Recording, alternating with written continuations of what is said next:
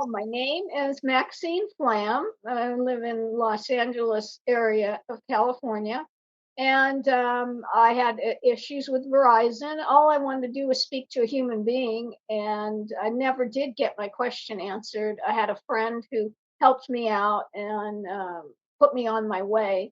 And even when I reached out to a person on email through uh, getting their email address through PissedConsumer, they never acknowledged me or anything. So I find that their customer service is very lacking.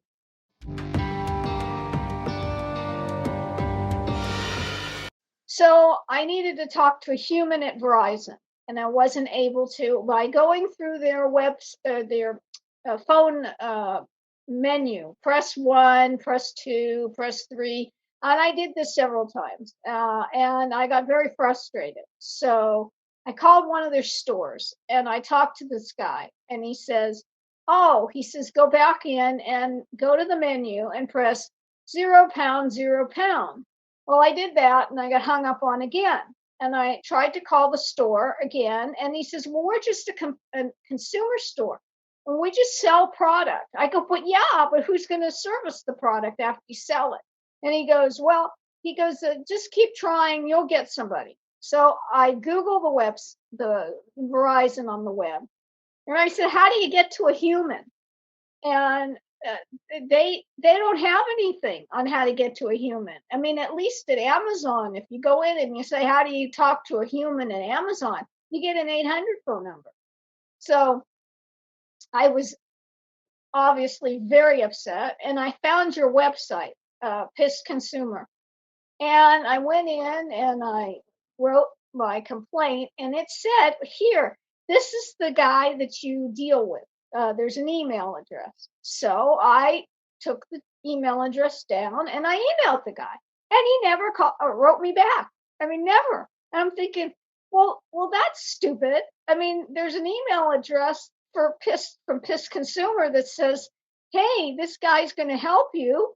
No, he didn't do anything. So I never got my problem resolved.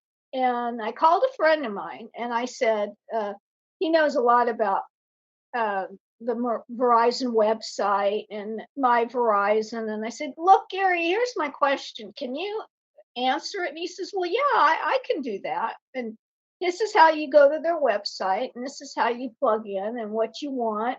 And I got what I needed. And my friend is the one who helped me. So I never heard from Verizon.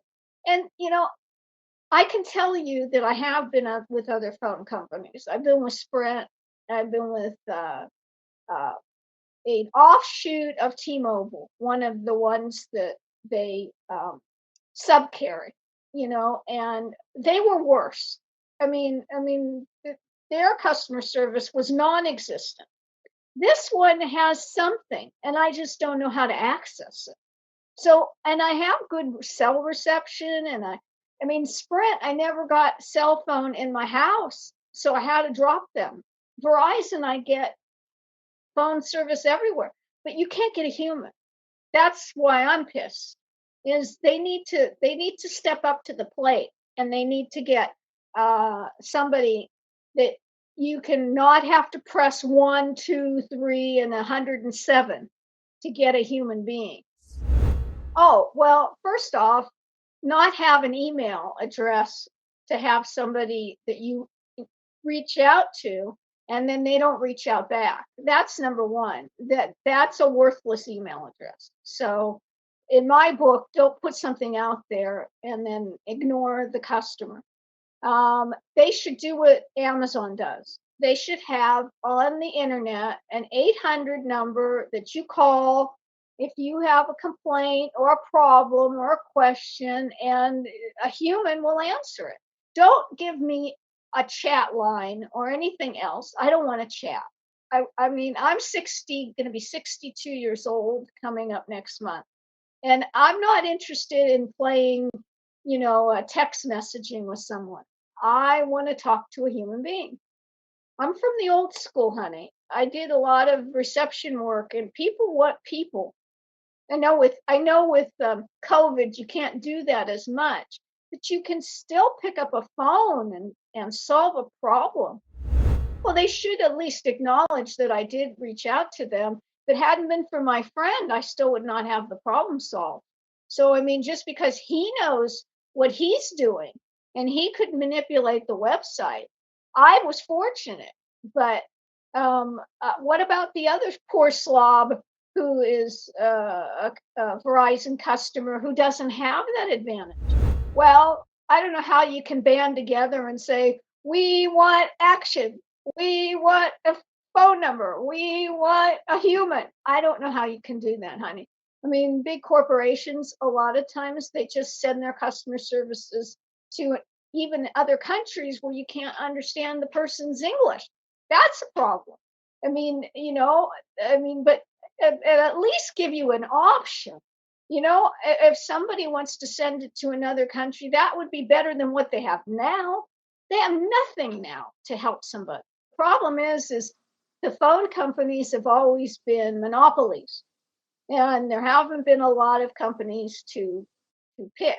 And when I was growing up, there was only one, and it was Pacific Telephone, which was the Bell Company, AT&T. And then they split everything off. They divested, and they had to because the government said, no, no, no, no, no, you can't have just one. Now we have a choice, but the choices are bad. Sprint is terrible. I'm telling you. And T-Mobile, well, their coverage area is not great. Neither is Sprint. So Verizon was the best of the worst, but their customer service sucks.